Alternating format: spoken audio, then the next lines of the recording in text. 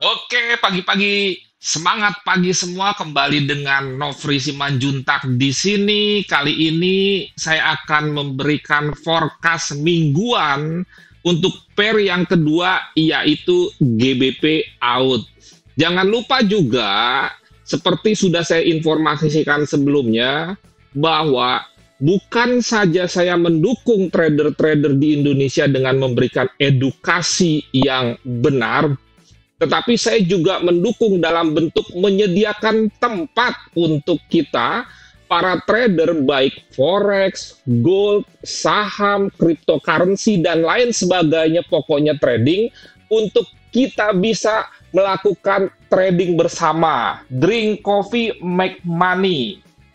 Minum kopi sambil edukasi, dapat dolar lagi di FX Gold Coffee Shop.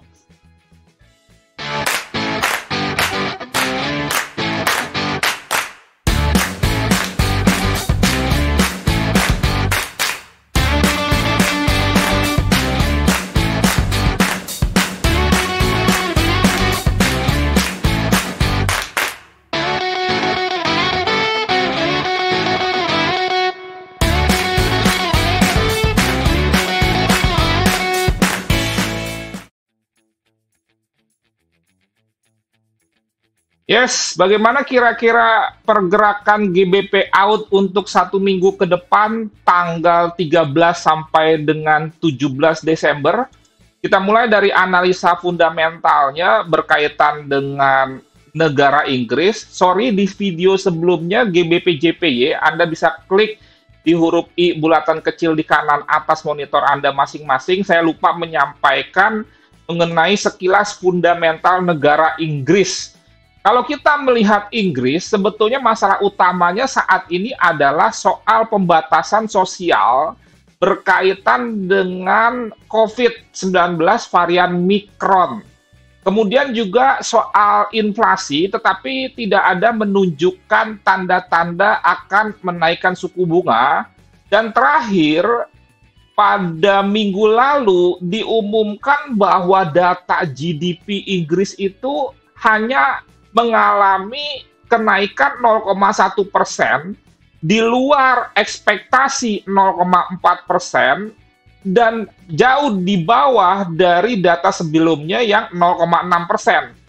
Ini bisa menyebabkan kalangan investor melihat Inggris ini prospek ekonominya sedang tidak bagus, tetapi mungkin saja itu sifatnya sementara karena bicara fundamental tidak hanya melihat data ekonomi per rilis saja, tetapi harus sebuah kesatuan. Selanjutnya, bagaimana dengan negara Australia sendiri? Minggu lalu Australia memberikan pengumuman suku bunga itu tetap, dan yang paling penting lagi di RBI statement-nya ini, yang investor menganggap itu hawkish. Kenapa? Karena dinyatakan bahwa varian Omicron dari COVID-19 ini tidak terlalu berdampak. Kemudian pernyataan hawkish yang lain itu adalah soal naiknya inflasi, sehingga investor atau pasar memaknai ada kemungkinan bahwa tahun depan Australia akan mengurangi yang disebut dengan stimulus atau tapering. Tetapi tentunya kalau dibandingkan dengan Amerika, ya kalah ya tetap ya. Kemudian kalau dibandingkan dengan Inggris, mungkin menjadi seimbang. Untuk minggu depan sendiri, saya perhatikan ada beberapa hal yang penting yang perlu kita menjadi warning, yaitu soal CPI-nya Inggris ini. Apakah akan di atas 4,8%? Itu kalau di atas berarti inflasi, dan kemungkinan pound sterling akan menguat asal ada indikasi akan menaikkan suku bunga tentunya. Kemudian juga pada Kamis jam 7 malam itu ada pengumuman suku bunga, dan yang penting adalah bukan pengumuman suku bunganya karena diperkirakan tetap. Monetary policy summary-nya ini penting. Ini kayak economic projection-nya di Amerika. Kemudian juga ini penting mengenai red votes yang 207.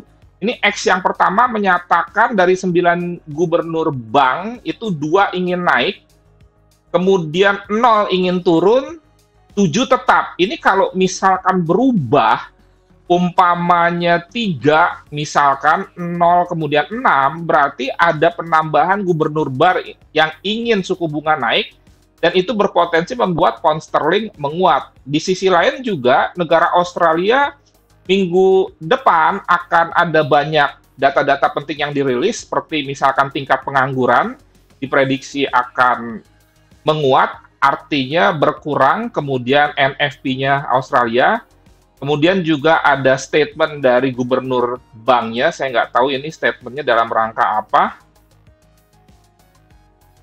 Ya, saya lihat sih ini bukan forum resmi ya, jadi bisa saja ini diabaikan. Sehingga kesimpulannya yang perlu Anda perhatikan untuk Inggris itu hari Rabu jam 2 siang, kemudian juga hari Kamis jam 7 malam. Untuk Australia sendiri itu hari Kamis jam 7.30 pagi, berkaitan dengan data ketenagakerjaan. Jadi kalau saya simpulkan bagaimana perbandingan fundamental antara Australia dengan Inggris sejauh ini, karena ada pernyataan hawkish dari gubernur Bank Australia, menjadi berimbang, sulit untuk ditentukan mana yang lebih baik antara Inggris dan Australia ini. Sehingga dengan demikian kita bisa saja fokus ke sentimental dan teknikalnya. Sekarang masuk ke soal sentimentalnya.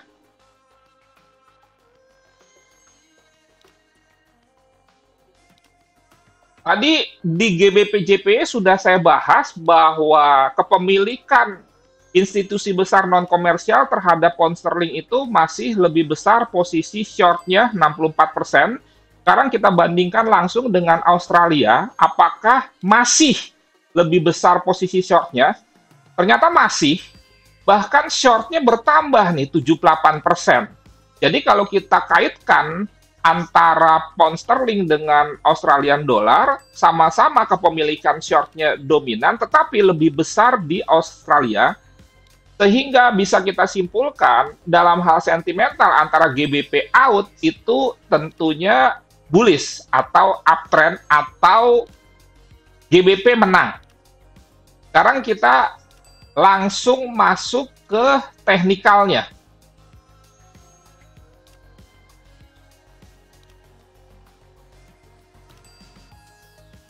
GBP out. Minggu lalu saya lupa untuk memberikan analisa mingguan mengenai GBP out ya. Langsung ke GBP CAD, padahal biasanya urut-urutannya kalau hari Sabtu itu GBP JPY, GBP out, dan juga GBP CAD. Kalau hari Minggu itu major pair plus gold, dimulai dari Euro USD termasuk dolar index, lanjut ke GBP USD, gold, USD JPY, saham-saham Indonesia seperti BRI, BCA, dan lain sebagainya, serta cryptocurrency biasanya 6 koin mulai dari Bitcoin, Ethereum, kemudian Binance, sampai ke Solana, dan juga Polkadot, serta Ripple atau XRP. Itu urut-urutannya, oke? Kita lihat di weekly bahwa minggu terakhir ini itu mengalami penurunan yang sangat tajam. Ini kembali lagi karena faktor salah satunya hawkish dari RBA serta GDP Inggris yang jelek dan penerapan pembatasan sosial dalam kaitannya dengan COVID-19 di Inggris oleh Perdana Menteri Inggris tentunya. Nah, ini membentuk candlestick pattern yang disebut dengan bearish engulfing. Kemudian, kalau kita lihat daily, ini terjadi penurunan, tetapi kalau saya lihat, trennya masih tetap terhitung naik. Kenapa? Karena masih di atas yang disebut dengan bullish channel ini ya, bullish flag. Karena ini kan di breakout di sini. Sudah di breakout, ini bullish flag. Konfirmasi entry-nya kalau Anda misalkan konservatif, bisa buy di sini. Konservatif ya, bukan agresif. Nah, kemudian di sini juga ada bullish engulfing, sehingga dengan demikian masih ada potensi penurunan di sini, dan kalau Anda sabar menunggu turun ke sini, serta mendapatkan momentum, nggak ada salahnya kita serok dalam tanda kutip di bawah, buy di sini. Dia bounce dari area ini, history high sebelumnya, kemudian di sini juga ada yang disebut dengan demand karena ada bullish engulfing. Di sini juga sebetulnya ada bullish engulfing, bisa saja ini juga kita bikin sebagai area demand. Jadi belum tentu dia akan berhasil turun ke sini, karena di sini pun dia bisa terjadi bounce atau reaksi, apalagi pas di sini ada trendline yang atas dari channel ini. Ingat ya, ini sudah terjadi penembusan di D1, sehingga potensi untuk melanjutkan kenaikan setelah terjadi koreksi dan tertahan di area support terdiri dari trendline, kemudian juga bullish engulfing, atau area demand, itu bisa saja terjadi. Dan kalaupun ini ditembus, dia akan terhalang lagi di sini. Di sini ada double bottom, triple bottom, kemudian juga bullish engulfing dari ini. Nah, bagaimana dengan H4?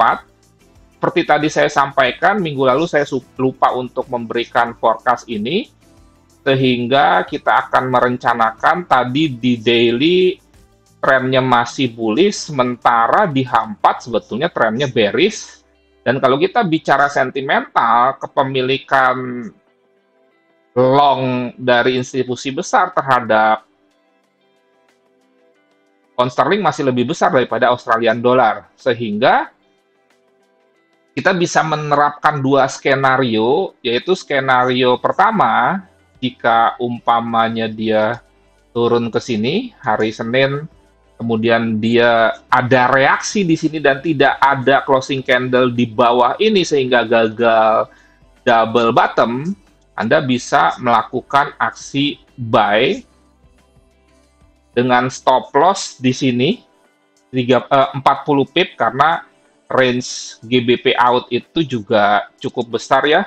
Kalau kita perhatikan GBP out itu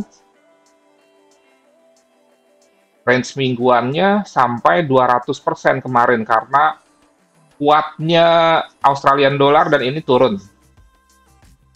Oke, kita kembali lagi ke sini. Nah, kemudian kalau misalkan dia naik, Anda bisa melakukan aksi sell di area ini. Stop loss-nya 40 pip, kemudian targetnya seperti ini. Kira-kira seperti itu, sederhana saja.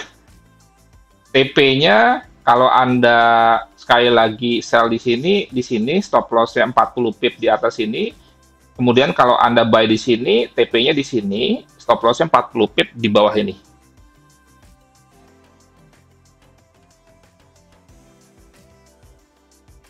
Oke, semoga bermanfaat dan menjadi berkat. Next, saya akan sharing video mengenai GBP CAD. Tetap lakukan trading yang aman, nyaman, dan menguntungkan. Jangan lupa kunjungi coffee shop saya, FS Gold Coffee. Drink coffee make money, minum kopi sambil edukasi, dapat dolar lagi.